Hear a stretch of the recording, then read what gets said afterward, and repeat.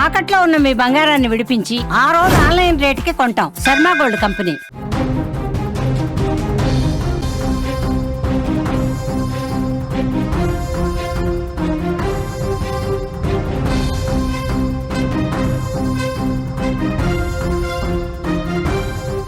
Breaking news చూస్తున్నాం. కడప జిల్లా పులివెందులలో tension కనిపిస్తోంది. జెడ్పీటీసీ ఉప ఎన్నికలో టీడీపీ వైసీపీ మధ్య బిగ్ ఫైట్ నడుస్తోంది. పులివెందుల ఒంటిమిట్టలో ఈ నెల 12న ఉప ఎన్నిక జరగబోతోంది. రేపటితో ఎన్నికల ప్రచారం కూడా ముగియబోతోంది. రెండు పార్టీల మధ్య గొడవలు తారాస్థాయికి చేరుకున్నాయి. తలలు పగలగొట్టుకుని పోలీస్ స్టేషన్ వరకు వెళ్తూ ఉన్నారు.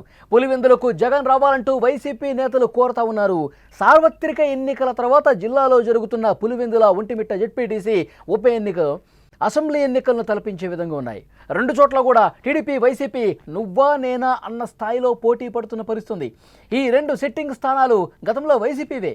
ఈ నేపథ్యంలో మరోసారి తమ సిట్టింగ్ను కాపాడుకోవాలని వైసీపీ, ఈసారి పులివెందుల్లో పాగా వేయాలని టీడీపీ కసరత్తు చేస్తున్నాయి. ఈ తరుణంలో రెండు పార్టీలకు చెందిన నేతల మధ్య మాటల యుద్ధం మొదలైంది.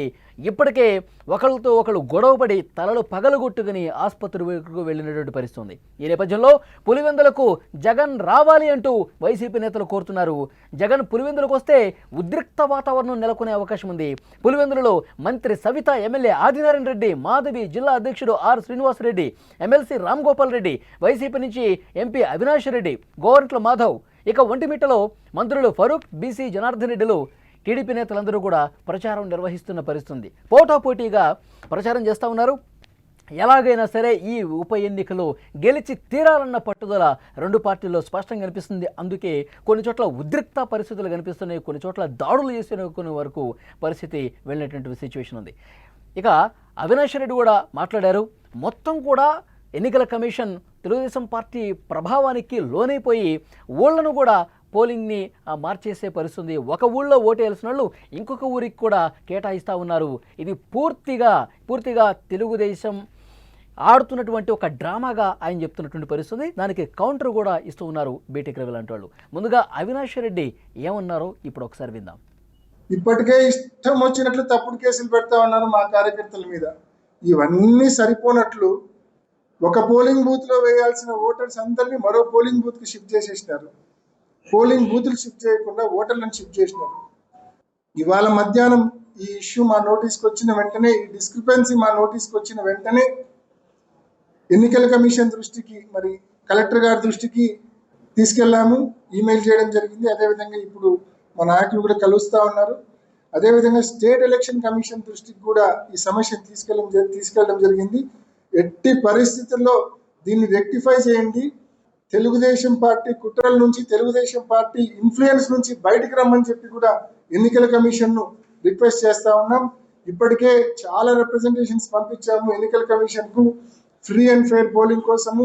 ప్రతి పోలింగ్ బూత్ లో కూడా సీసీ కెమెరా సెలెక్ట్ చేయమని చెప్పి అడిగాం. పోలింగ్ బూత్ ప్రెమిసెస్ లో కూడా మోస్ట్ ఇంపార్టెంట్ సైక్లింగ్, రిగ్గింగ్లు జరగకుండా చూడాలంటే ఎట్టి పరిస్థితుల్లో కంప్లీట్ సీసీ ఫుటేజ్ అనేది ఉండాలా ఎన్నికల కమిషన్ దగ్గర. ఇప్పటికీ వైసీపీ నేతలకు గట్టి కౌంటర్ కూడా ఇస్తున్నారు తెలుగుదేశం పార్టీ నేతలు. ఎమ్మెల్సీ బీటెక్ రవి కూడా స్పందించారు. ఆయన ఉన్నారు విందాం. ఆ రోజు ఎలక్షన్ రోజు మార్నింగే, అంటే వాళ్ళ వ్యాన్లలో తర్వాత వాళ్ళే ఏదైనా పగలగొట్టుకొని లేదా సాక్షి మీద ఏదో దాడి చేసడానికి కట్టుకొని వాళ్ళ హాస్పిటల్కే పోయి ఇట్లా మా మీద ఇట్లా దాడి చేసినారు, తర్వాత జర్నలిస్టుల మీద దాడి చేసినారని ఒక వంక, ఆ తర్వాత ఒక నెపం చూపించేదానికి మొత్తం రాష్ట్ర వ్యాప్తంగా ఉండే సాక్షి వాళ్ళందరినీ రామని ప్రతి పల్లెకు కావాలని తిప్పుతా ఇట్లా ఉన్నారు. ఆ నెపం అంతా కూడా టీడీపీ వాళ్ళ మీద వేసి ఇదో అని ఆ నెపాన్ని చూపించి ఎలక్షన్ కమిషన్కి వేసి ఇదో మా మీద దాడి జరిగింది, మా మీద ఎలా జరిగిందని చెప్పాలనే ఒక ప్రయత్నం చేయాలని ఉన్నారనేది ఒక ఇన్ఫర్మేషన్. అయితే పెర్నపాడు సాంబశివారెడ్డి, ఆయనకు భారతి గారికి దగ్గర సంబంధం. ఆయన వేముల మండలం. అంబగపల్లె బాబురెడ్డి, ఇంకా ఎంత చండాలమైన విషయం అంటే మా మీద ఏమైనా ఆరోపణలు మోపుతారే.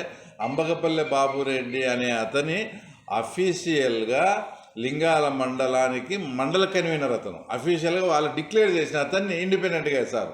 పులివెందుల మండల ఓటర్లను ఎక్కడా డిస్టర్బ్ చేయకుండా మేము ప్రశాంతంగా ప్రచారం జరుపుకుంటా ఉన్నాం. తర్వాత ఎలక్షన్ కమిషన్ వారికి, పోలీస్ యంత్రాంగానికి, అలాగే రెవెన్యూ యంత్రాంగానికి అది మా మీద చిత్రీకరించాలని చూస్తారు. ఈ రెండు విషయాల్లో మా వాళ్ళు కూడా చాలా అప్రమత్తంగా ఉన్నారు. అది రెండు పార్టీల నాయకులు విమర్శలు ప్రతి విమర్శల పరిస్థితి. అక్కడ తాజాగా గ్రౌండ్లో ఎలాంటి రియల్ సిచ్యువేషన్ ఉందో తెలుసుకునే ప్రయత్నం చేద్దాం. మా ప్రతినిధి సిద్ధంగా ఉన్నారు, సుదర్శన్. మాట్లాడదాం. సుదర్శన్, ఏంటి అక్కడ ఉప ఎన్నికకు సంబంధించి చాలా తీవ్రమైనటువంటి హడావుడి కనిపిస్తోంది. నాయకులు చాలా ప్రతిష్టాత్మకంగా దీన్ని తీసుకున్న సిచ్యువేషన్ కూడా చూస్తూ ఉన్నాం. ఏంటి అక్కడ ఏం జరుగుతుంది సుదర్శన్? పరిస్థితి అయితే ఇప్పటికీ కూడా నివురు గప్పిన నిప్పులాగే ఉంది. ఎక్కడ ఏం జరుగుతుందో అన్న ఒక ఉద్రిక్త వాతావరణం నెలకొన్న నేపథ్యంలో పోలీసులు కట్టుదిట్టమైనటువంటి భద్రతను ఏర్పాటు చేశారు. పులివెందులు అంటే తెలిసిందే, అక్కడ ఎక్కువగా ఫ్యాక్షన్ తగాదాలు ఉంటాయి, ముఠా తగాదాలు ఉంటాయి. అందులో ఎలక్షన్ టైంలో అవన్నీ కూడా ఒకసారిగా బయటకు వస్తూ ఉంటాయి. ఎవరు కూడా తగ్గే పరిస్థితి ఉండదు, ఫిస్టైజెస్ గా తీసుకుంటూ ఉన్నారు. ఇప్పుడు నేరుగా రాష్ట్రంలో ఉన్నటువంటి రెండు ప్రధాన పార్టీల అధినేతలే ఇందులో ఫాలోఅప్ చేస్తున్న నేపథ్యంలో ఈ ఎన్నికల్లో ఎటుదైనా గెలవాలన్న ఉద్దేశంతో రెండు పార్టీలు చేస్తున్న ప్రయత్నాల్లో భాగంగానే ఈ ఉద్రిక్త పరిస్థితులన్నీ నెలకొంటున్నాయి. గత 4 రోజులుగా ప్రచారం హోరెత్తిస్తున్నారు.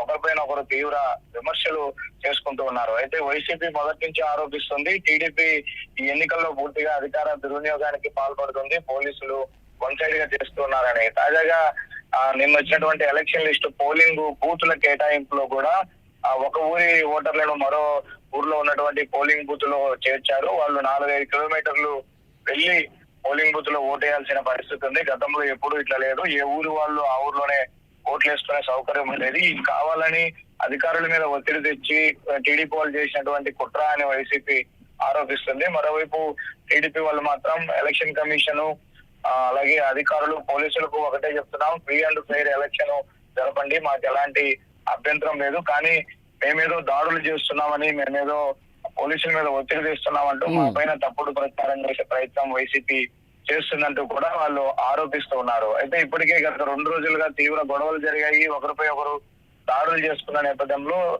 పెద్ద ఎత్తున అత్యాయత్నం కేసులు కూడా నమోదైన పరిస్థితి కనిపిస్తూ ఉంది. రేపు ప్రచార రోజు కాబట్టి ఒకవేళ ఈ రోజు ప్రచారం కొద్దిగా అటు ఇటు అయినా జగన్మోహన్ రెడ్డి కూడా నేరుగా ప్రచారంలోకి దిగే అవకాశాలు లేకపోలేదు. అక్కడ స్థానిక వైసీపీ నేతలు కూడా జగన్ రావాలి అనే కొంత ఇన్వైట్ చేయాలనే ఆలోచనలోనే ఉన్నారు. కాకపోతే రేపు సాయంత్రానికి ప్రచారం ముగుస్తుంది. అందుకే రెండు పార్టీల నుంచి పెద్ద ఎత్తున నాయకులందరూ కూడా మోహరించి. సుదర్శన్, జగన్ వచ్చే సూచన ఏమైనా కనిపిస్తుందా? జగన్ వచ్చే సూచన ఎక్కడ నాయకులు ఇప్పటివరకైతే అఫీషియల్ అనౌన్స్మెంట్ ఏమీ లేదు. ఇప్పుడు వాళ్ళు చేసుకున్నటువంటి అంతర్గత సర్వేల్లో భాగంగా కొంత ఎడ్జ్ వైసీపీకి ఉన్నట్టుగా తెలుస్తుంది. అది అలాగే కొనసాగితే గెలుస్తామన్న ధీమాలో ఉన్నారు. లేదంటే 2-3 గ్రామాల్లో కూడా కొద్దిగా పరిస్థితులు అటు ఇటు ఉన్నాయి. కొంతమంది నేతలు ఈ రోజు వైసీపీ నుంచి టీడీపీలోకి వెళ్లే అవకాశాలు కూడా ఉన్న నేపథ్యంలో ఒకవేళ అదే జరిగితే మాత్రం రేపటి రోజున అంటే రేపు మార్నింగ్ జగన్ వచ్చి ఒక రోజు క్యాంపెయిన్ చేస్తే బాగుంటుందన్న ఆలోచన కూడా వైసీపీ నేతలు చేస్తున్నారు. కానీ అంత అవసరం రాకపోవచ్చు, అంత రిస్క్ కూడా తీసుకోకపోవచ్చు. ఎందుకంటే ఉద్రిక్త పరిస్థితుల నేపథ్యంలో జగన్మోహన్ రెడ్డి ప్రచారానికి సంబంధించి పోలీసులు ఎలాంటి అభ్యంతరం చెప్తారు ఏంటి అన్నది. కాకపోతే 12వ తేదీ జరిగే ఎలక్షన్ కు మాత్రం జగన్ రాబోతున్నారు. ఆయన ఓటు హక్కు ఇక్కడే ఉంది. ఆయన వచ్చి నేరుగా తన ఓటును వినియోగించుకునే అవకాశాలు అయితే కనిపిస్తూ ఉన్నాయి. Okay Sudarshan, thank you.